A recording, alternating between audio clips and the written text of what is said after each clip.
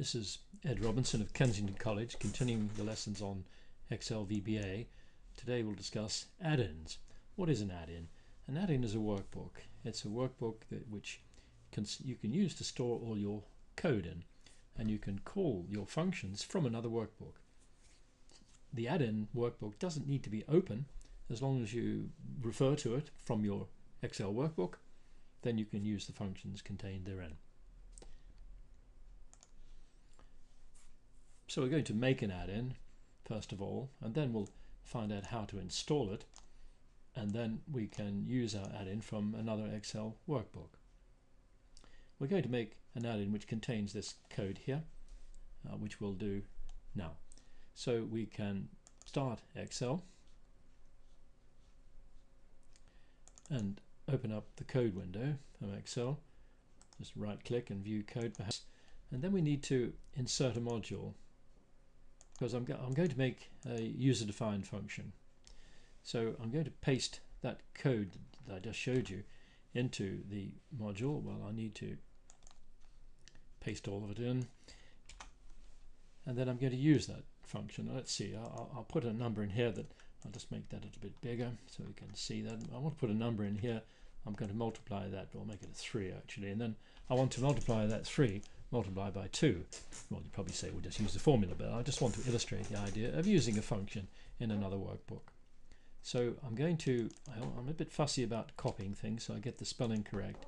I'll click back over here and then copy that in to there, equals mult2 open parenthesis, and then click on the value that we want to multiply, and then click on the tick, and that should multiply it by 2. So I'm going to save this workbook as an add-in, so I'll just get rid of that, and we're going to make a save it as an add-in. So to do that, I'm going to go to File and Save As, and then I'm going to call it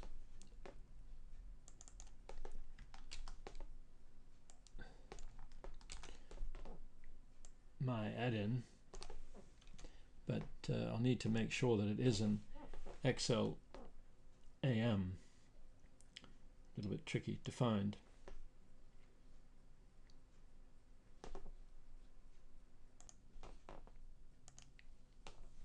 It's down towards the bottom, so it's an Excel AM. So we can save that, but do take a look at the name of the folder in which it's saved.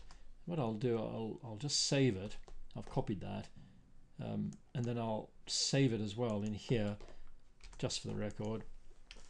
Comment it so that you can make a note of that when you're looking for your add-in, when you want to modify it. And we could, by Windows Explorer, just go to visit that folder, and just to make sure that it is there. Might be an even idea to leave this Windows Explorer open somewhere or other, so you can refer to it easily later on. So we'll close everything. We don't want to save book 1. We've got our add-in safely saved. So now we're going to install our add-in. So I'll open up Excel once again, and then go to the options, file options, and then look at the add-ins, and then take a look at the go here, just move that up a bit so we can go, and then take a look, and there it is. There's our add-in. Might be a bit difficult to see, but it says my add-in here, so I'm going to say OK, and that should install the add-in. So let's open up our Excel once again, and we'll test and see if our add-in is available. So if I put a number to be multiplied, and watch what happens as I type in the name of the function, you see there it is. That's very convenient. Don't forget, the add-in is not open at the moment. It's working in the background, and it always will be as long as you've got it installed in your Excel. So I'll just choose mult2 and then click on a 3 and then close the bracket and then press enter, and you can see that our add-in function has worked. So just see what we're doing here. This add-in function is in a workbook which is not visible to us at the moment, but you can see that the add-ins are a very nice way of storing code that can be accessible for any Excel workbook that you open up in the future, as long as you've got the add-in installed.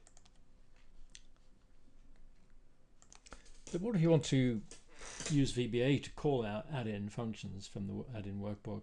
Well, there are two ways of doing it. One is to use application run and the other is to set a reference. So let's just talk about application run first of all. I'll just get rid of the worksheet, the function, the UDF, and just put a button on the sheet and then double click on that and take me to the code, and you'll notice that my add-in is always in the background there. It will be if you've installed it. You'll always have that appearing in Project Explorer. So what I'll do is put some code in here to run that add-in. Now it says here application run, so that's what we need to run a bit of code in another workbook in general, not just add-ins. When we said the name of the workbook, and it's an add-in workbook, and this is the pling exclamation mark followed by the name of the function in the workbook. Now at the moment there's no confusion as to where that function exists, but if you did have a function by the same name in your present workbook, then you'd need to qualify that by the project name, which I'll come to in a moment. But we don't have any ambiguity, so we can just go ahead and try this out. And you can see that does indeed multiply by 2. What I'd like to do now is to go back to my add-in and put another procedure in there. I'm going to put, I've used a function so far which is called mult2. I'm just going to make a sub instead of a function, just to show you how we actually modify the add-in itself.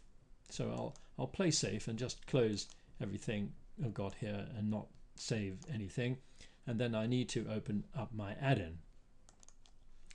Before we do that, I think we should uninstall our add-in. So we'll go to our options, add-ins once again, and take a look at our add-in and uncheck that, so that now we can go to, we should be able to open up our add-in.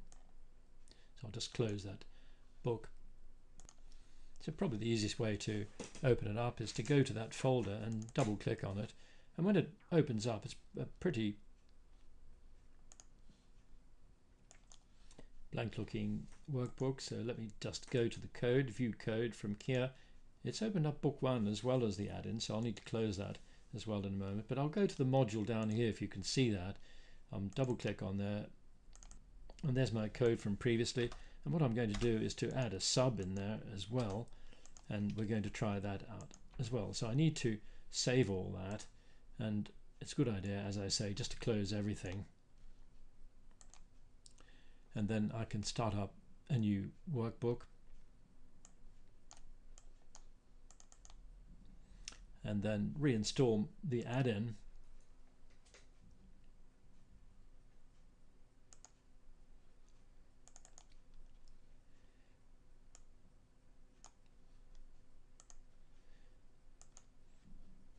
And then I can try it out. So I'll need to put a command button on here.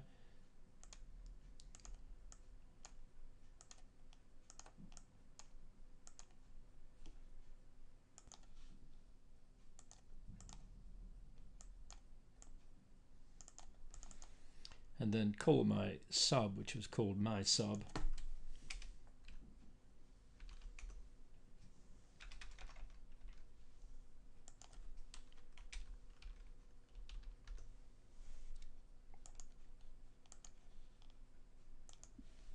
By using application run once again. And then we can test that. So that runs the sub inside the add-in. As an alternative to using application run, I'm going to show you how to set a reference. What I'll do, I'll just close everything for the moment and start afresh. If we are going to use the reference method, then we need to go to the project and change the name of the project of the add-in. So if we go to view code, and we can somehow or other see our VBA, our add-in project here, we go to the properties and we'll call this we'll just use another name just to distinguish it from any other projects. So I can click OK, and that's, you can see has I've actually renamed the wrong one, so I need to put this one back to what it was.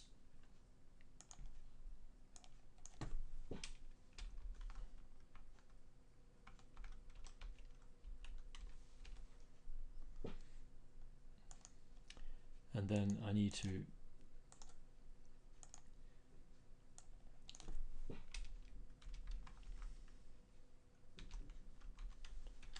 rename the add-in project. I should really close everything to make sure that that add-in is properly saved, but in the workbook one, what I need to do now is to set a reference to that project. So if I go to Tools and then References, and then, oh, there it is, that's my project, there's a reference to it. And what I'll do, I'll go to the experimental workbook and just put a command button on there, and we can therefore try out the code. So if I'm running the function, I can use this code here and just try that out, and you can see that's worked nicely. It's called the function and multiplied that number by 2. I could also call the sub, so I'll just comment this line out and call my sub in a similar manner, but I don't need any message box because it's calling a sub, and a function returns a value. That's why we need a message box in that case there. But you can see when I put my project in, it comes up with my sub and function, so that I can now just simply run that and it runs the sub. So that's how we use an add-in from code. We can either use application run, or we can set a reference.